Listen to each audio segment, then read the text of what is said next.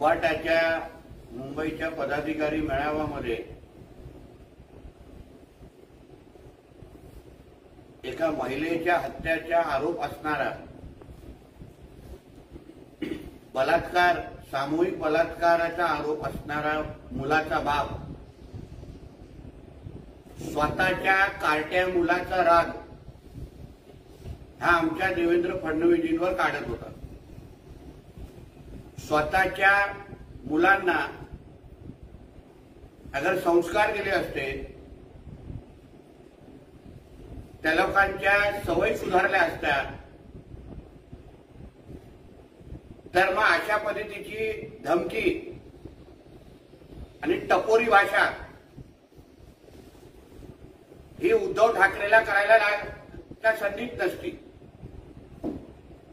स्वतःची मुलं संध्याकाळी 7-7:30 नंतर फेरा करणार, ड्रग्ज पार्ट्या, नाईट लाईफ आणि जास्त झाल्यानंतर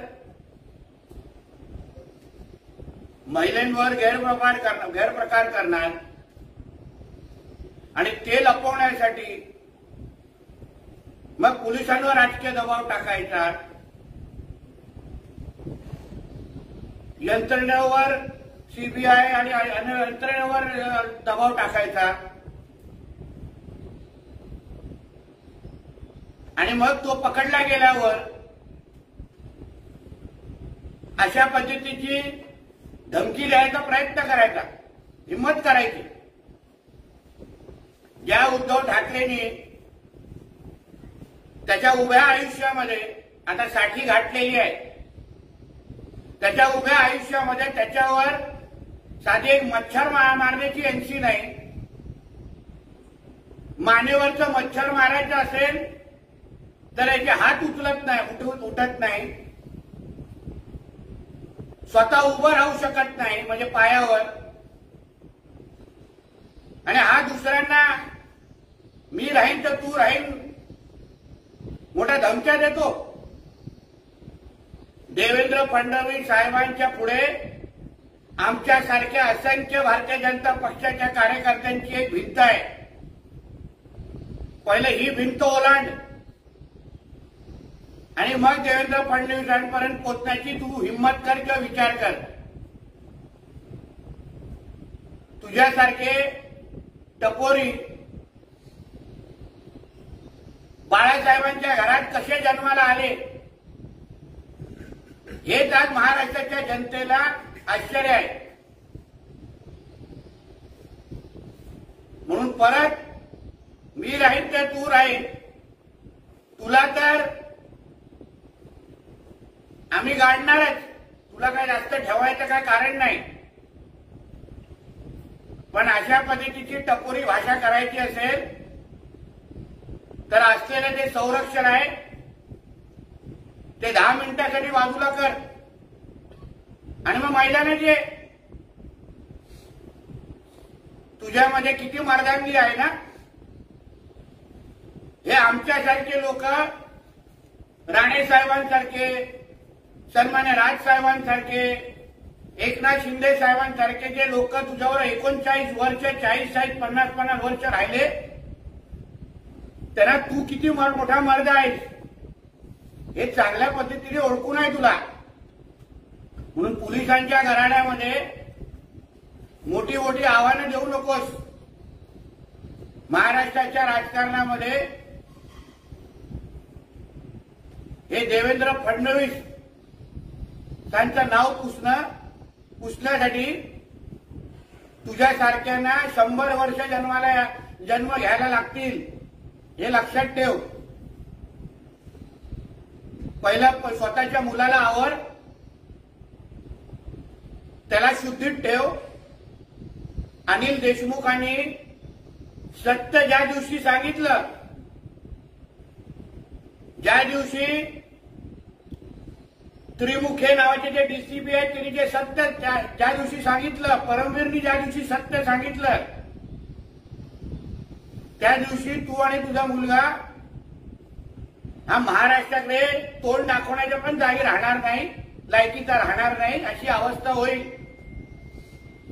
तुला उद्धव ठाकरेंना मुळामध्ये स्वतःचा शत्रू कोण हेच अजूनपर्यंत ओळखायला आलेलं नाही, अशी माझं स्पष्ट त्यांना म्हणणं आहे. सुशांत सिंग राजपूतचा जो 14 आणि 13 जूनच्या रात्री जो काही खून झाला त्याच्या सीसीटीव्ही फुटेज हे महाविकास आघाडीच्या कुठल्या नेत्याकडे आहे? ज्या रात्री ती घटना घडली त्या रात्री जे काही सीसीटीव्ही फुटेज आहे ते एका महाविकास आघाडीच्या मोठ्या नेत्यांनी या उद्धव ठाकरेंना ब्लॅकमेल करण्यासाठी, ठाकरे कुटुंबाला ब्लॅकमेल करण्यासाठी स्वतःकडे ठेवलेलं आहे. हे एका जबाबदार पोलीस अधिकाऱ्यांनी मला सांगितलेलं आहे. म्हणून अनिल देशमुख आत्ताच दिशा सालेंचा विषय का काढतायत, आत्ताच एफिडेव्हिट का उल्लेख करतायत? हे ज्या दिवशी उद्धव ठाकरेला कळेल त्या दिवशी त्याला देवेंद्र फडणवीसांच्या खरं महत्व आणि किंमत कळेल. आज मोदी साहेब असतील, अमित शाह साहेब असतील, देवेंद्र फडणवीसजी असतील, ह्यांचे आदरणीय हिंदू हृदय सम्राट बाळासाहेब ठाकरेंबरोबर संबंध आणि ह्यांच्याबद्दल सन्मान आहे. म्हणून उद्धव ठाकरे आणि त्यांचा मुलगा बाहेर आहे. नाहीतर जेवढा भ्रष्टाचार आणि काय काय जे केलं आहे ना, दुसरे कोण काँग्रेसवाले असते ज्यांच्या मांडीवर हा उद्धव ठाकरे जाऊन बसलाय तो कधीचा त्या लोकांना आतमध्ये टाकलं असतं. आणि सकाळी आज झाकण झुल्या संजय राजाराम राऊत आहे ना,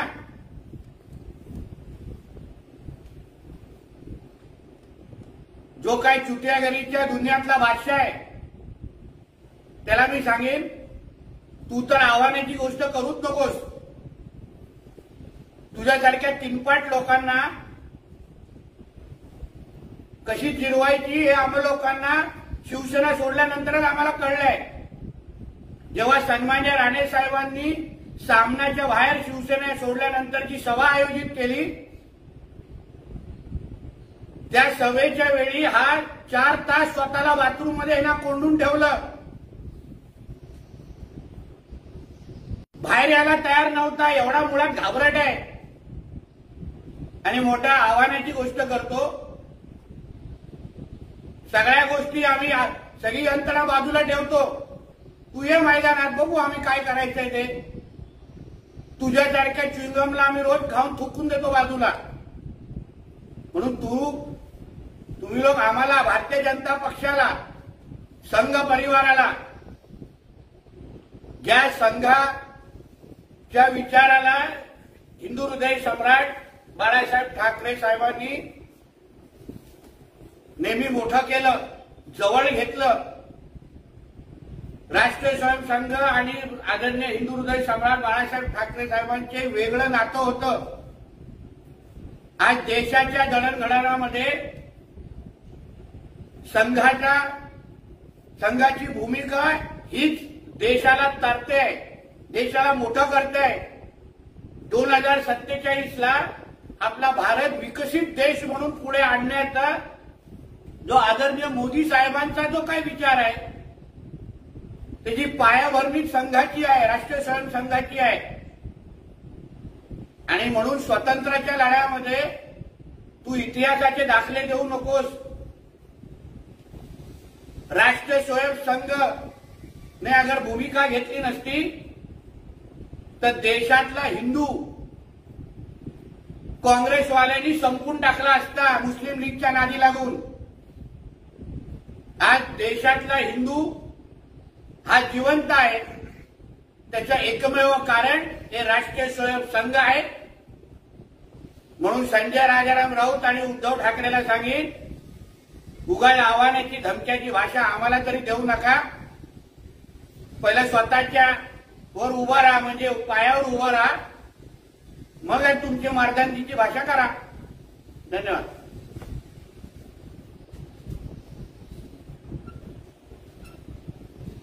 सर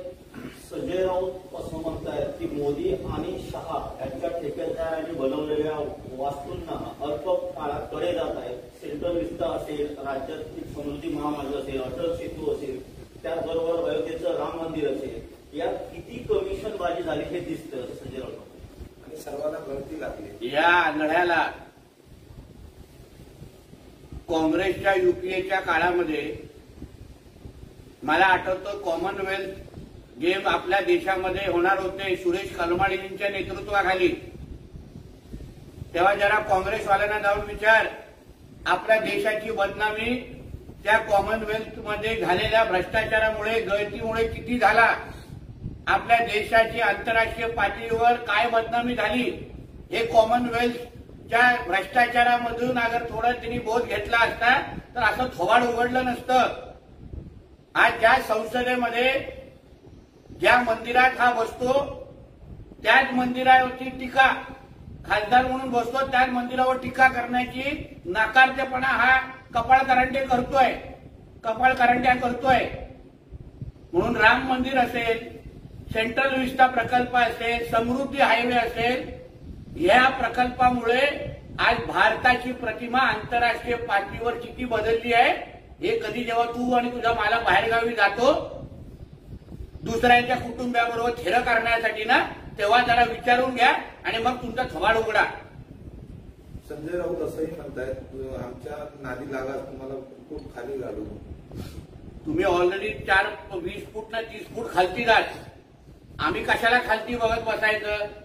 आणि गाडण्याची भाषा हे संजय राजाराम राऊतनी ना, तुझं दिसलेलं संरक्षण पहिलं काढ, जे राज्य सरकारचं आहे, सांगून टाक राज्य सरकारचं संरक्षण नको, आणि मग डायपर घालून घराच्या बाहेर यायला लागेल, ह्या गोष्टीचा विचार कर.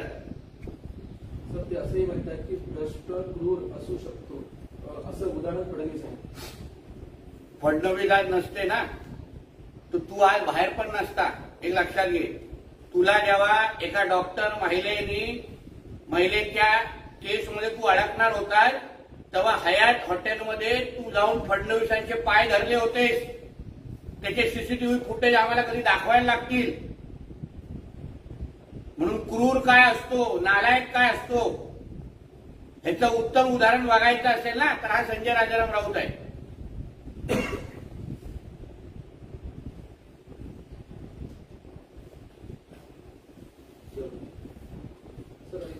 अनुसूचित जाती आणि जमातीतील उपवर्गीकरणास सर्वोच्च न्यायालयाने मान्यता दिली आहे अशी माहिती आहे.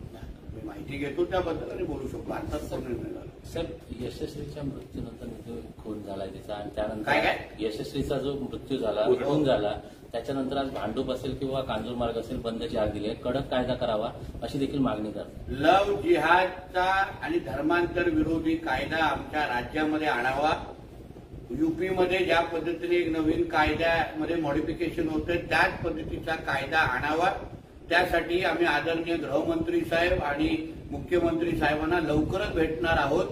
कारण का जोपर्यंत धर्मांतर विरोधी कायदा आपल्या राज्यामध्ये नसेल तोपर्यंत अशा पद्धतीच्या एक यशस्वीपर्यंत हा विषय थांबणार नाही. जागोजागी आपल्याला यशस्वी दिसतील. म्हणून आपल्याला लवकरच आपल्या राज्यामध्ये धर्मांतर विरोधी कायदा आणायलाच लागेल. नाहीतर एक दिवस जेव्हा अगर हिंदू समाजाचा संयम सुटला तर मग ह्या कायदा आणून पण काही उपयोग राहणार नाही. म्हणून आता असलेली परिस्थिती आम्ही लवकरच गृहमंत्री साहेबांना भेटून त्या संबंधित त्यांच्याकडे मागणी करणार आहोत. साहेब, राज ठाकरे यांच्यावरती सदोष मनुष्यवधाचा गुन्हा दाखल करा अशी अजित पवार गटाने मागणी केलेली आहे. मी माझ्याकडे माहिती नाही येते, काय मागणी केली, कशाला मागणी केली याबद्दल माहिती नाही. त्याबद्दल माहिती घेऊन बोलू शकतो. शिवसेना वोट बँक, महिला वोट बँक वाढवण्यासाठी प्रयत्न करते, त्याच्यासाठी विविध योजना आणते असं देखील म्हटलं जाते. आणि दुसरीकडे उद्या सिल्लोडमध्ये पहिली सभा जी आहे ती होते महिला भगिनींसाठी. चांगली गोष्ट आहे. शिवसेना शिंदे साहेबांच्या नेतृत्वाखाली राज्यातल्या माता भगिनींच्या सक्षमीकरणाच्या दृष्टिकोनातून अगर पावलं उचलत असतील तर स्वागतार्ह आहे. शेवटी आमचं महायुतीचं सरकार हे खऱ्या अर्थाने महिलांना आदर करणारं, महिलांना सक्षम करणारं, महिलांना स्वावलंबी बनवणारं आमचं सरकार आहे. म्हणून जिथे जिथे शक्य आहे तिथे भारतीय जनता पक्ष असो, शिवसेना असो, राष्ट्रवादी असो, आम्ही सगळ्या राज्यातल्या माता भगिनींना सक्षम करण्याच्या दृष्टीकोनातून काम करत आहोत.